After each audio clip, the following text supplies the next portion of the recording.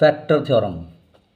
अगला क्वेश्चन है factorise x cube minus 2x² minus x plus 2 by factor theorem. Exam में अगर special name mention आता है फैक्टर थ्योरम या रिमाइंडर थ्योरम, फिर आपको अपने जो दिया है उसी मेथड से करेंगे।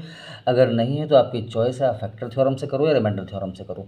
रिमाइंडर थ्योरम मैंने आपको क्लियर कर दिया है। अब फैक्टर थ्योरम देखिए, सबसे पहले आप उसको जो आपको दिया है पॉलिनोमियल उसको ऐसे लिखेंगे, x cube minus 2x² minus x plus 2।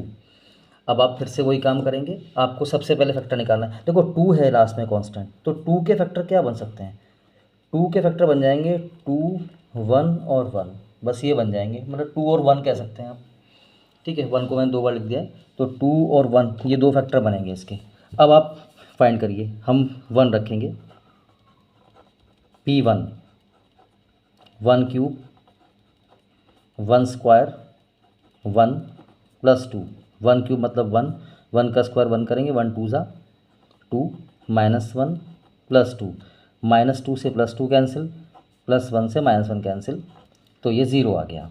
तो मतलब आपने क्या रखा था, 1 रखा था, तो आप लिखेंगे x minus 1 is a factor of px।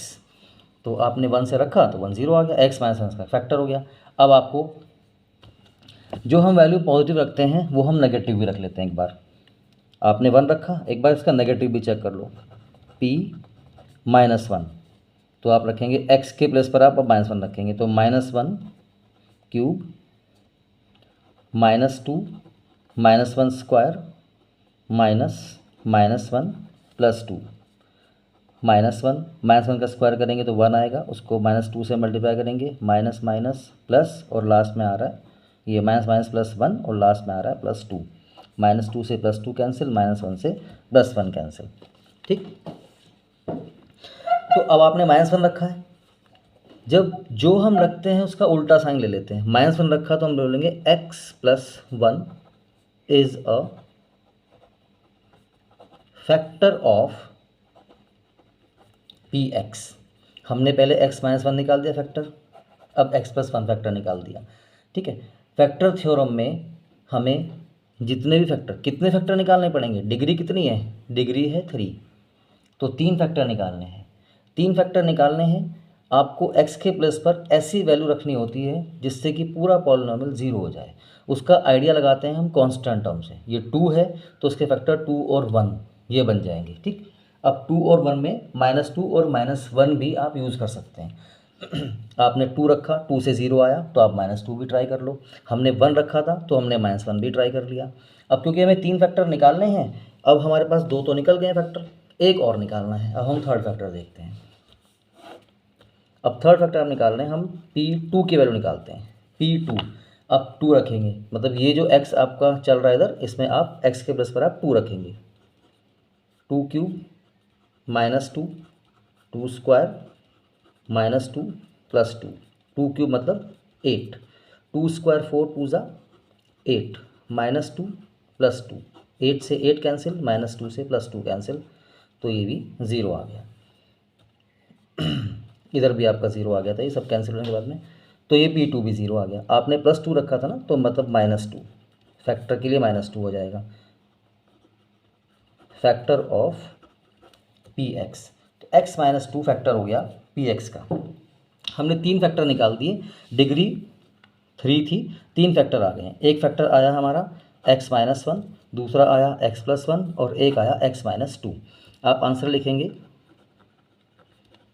Factors are x -1, x + 1 and x -2। आप ध्यान से एक बात को समझ लीजिए बिल्कुल, जब आपके पास क्वेश्चन आएगा फैक्टर थ्योरम से फैक्टराइज करना है, तो आपको अगर वो x की टर्म्स में है तो x के प्लेस पर वैल्यू रखेंगे और हम उस पॉलिनोमियल को px बोलेंगे, ये px बोला जाएगा। अगर ये y की फॉर्म में है तो यहाँ पर हम py लिखेंगे। ठीक है, आपको 3 ऐसी अलग अलग वैल्यू निकालनी है जिनसे 0 आ जाए। हमने पहले 1 रखा था, फिर -1 रखा, उसके बाद में 2 रखा, तीनों से हमारा 0 आया। और फैक्टर लिखने का तरीका मैंने आपको बता दिया है। अगर आप 1 रखते हैं तो उल्टा साइन लेंगे, x -1 फैक्टर होगा। अगर आप -1 रखते हैं तो x + 1 फैक्टर होगा। अगर आप ये रखते हैं, +2 रखा हमने तो -2 हमारा फैक्टर बन गया। तो फैक्टर थ्योरम से जब आप क्वेश्चन करेंगे तो आपको 3 बार ऐसी वैल्यू निकालनी है जिससे आपका पॉलिनॉमियल 0 हो जाए, और लास्ट में उनको लिखना होता है factors are x-1, x+1 and x-2। और जब आप रिमाइंडर थ्योरम से क्वेश्चन करते हैं तो हम सिर्फ एक बार बस इतना काम करते हैं, एक बार फैक्टर निकालते हैं और फिर इस x-1 से हम इस पॉलिनॉमियल को डिवाइड करते हैं, फिर क्वोशिएंट आता है, उसकी स्प्लिटिंग करके बाकी बचे हुए 2 फैक्टर भी निकालते हैं। तो दोनों में जो डिफरेंस है वो आपको बिल्कुल क्लियर होना चाहिए। ओके।